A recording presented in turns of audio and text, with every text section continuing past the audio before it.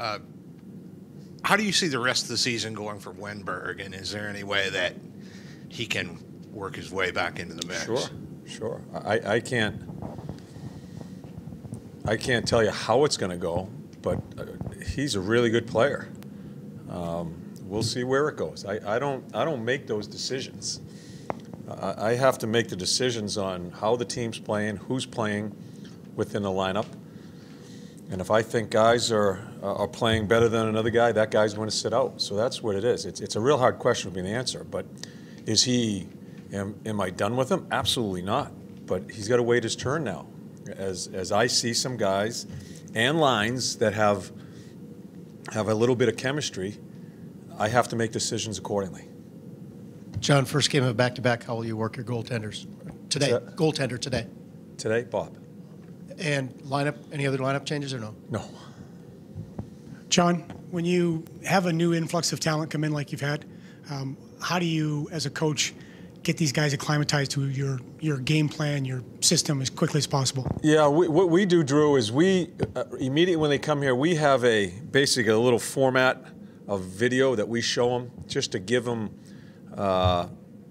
just the foundation. As you well know, you start giving them too much information, I think it really hurt the player. No matter even if the player's been here for 30 games, you give them too much information. I just don't think that's the way the game's played anymore.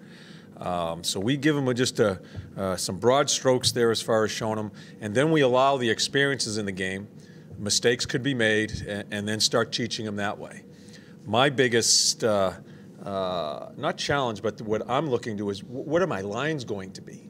And I've had Dutchy in the middle of Panarin and Cam. I've liked it. I haven't. I've put Dubois there. I've done a lot of changing around. And the last game, I switched the wingers around a couple of times, and I kind of liked how it worked. I may do that for a little bit until I really settle in on what the lines are, because I'm still trying to figure out Dzingel as far as where he fits.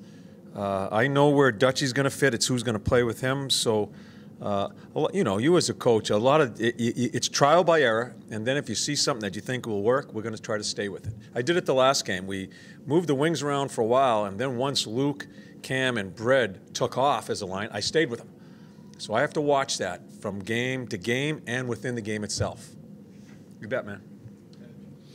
With Ryan Murray's situation, I mean, being week to week, you don't know when he's going to come back. You almost have to approach that as a coach as if he's not coming back, and then if he does, it's a good bonus for you guys. Or how are you going to approach that with 19 games left? Yeah, I'm approaching each game at a time. The 6 defensemen that we have, we're going to go with them.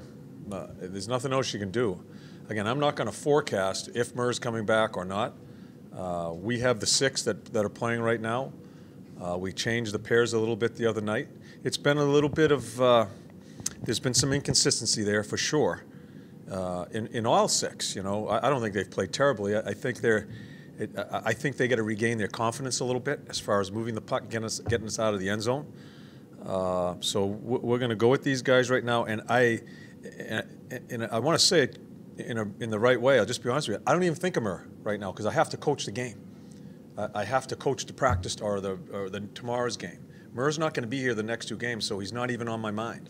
I just have to worry about the team and try to find a way to win. John, Marty was here for another visit with the team. I just wanted to check in with you how you think that's going. Are there new things, new benefits maybe you're finding from his relationship with the club? Yeah, it continues to grow. He's here for the weekend. He'll see both games. He was on the ice with her in practice, all video sessions.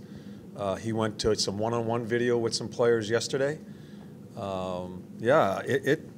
As I said, he's contagious. He is full of it as far as energy, and it's good to have our players. And we've left it to where Marty's not going to the players. The players come to him if they want to talk, and he's got a pretty full schedule as far as people wanting to talk to him. And if I'm a player, and that's a self-made Hall of Famer, I'm going to him. No matter how good my game is or no matter how bad my game is, I'm going to him and asking him for some thoughts. So, as I said, it is a huge, huge plus for us to have him start his coaching this way with us as he's still dealing with his family.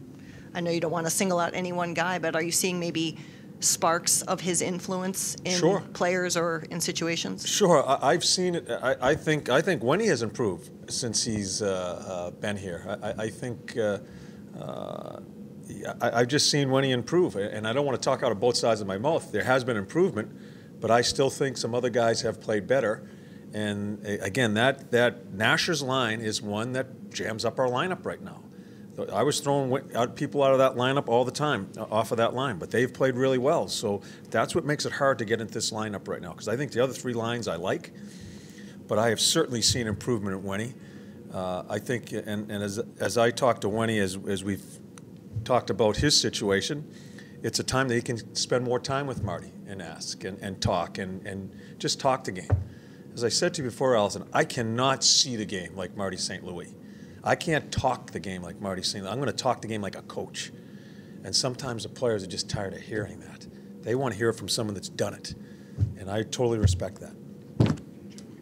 Torts, you guys smothered, it seemed to you like you smothered San Jose in that game. How do you get back to that style? Or is that something that, were you guys backing off the last couple games? No, I don't think we backed off. I think we're really sloppy with the puck. I don't, although we, scoring chances the last game was 25 for us, 18 for them. I mean, it was 11-11 in the first period. That's a coach's nightmare as far as how many mistakes are made defensively, but it's a coach's, we like what we did offensively. I think one of the biggest things that we need to improve at, Jody, to get back to having the puck more and being in a better defensive structure, I guess you can call it, is that I think we got to get out of our end zone. We've got to be cleaner getting out of our end zone. We're sloppy coming out of there. And with the sloppiness of coming out of the end zone against Philly, our defensemen were anticipating that we were going to get out. And you saw how many times, especially in that first period, there were two forwards behind our defensemen and support forward standing in front of Bob because we're trying to be too aggressive offensively. If we can get out of there quicker, I want our D joining. It's hard for me to say to our defense, slow down, stay back, read the play more, because I want them tramping. But until we get cleaner coming out, we have to stay back in that end zone a little bit more and then join when we see we're out of there, because we've been sloppy there.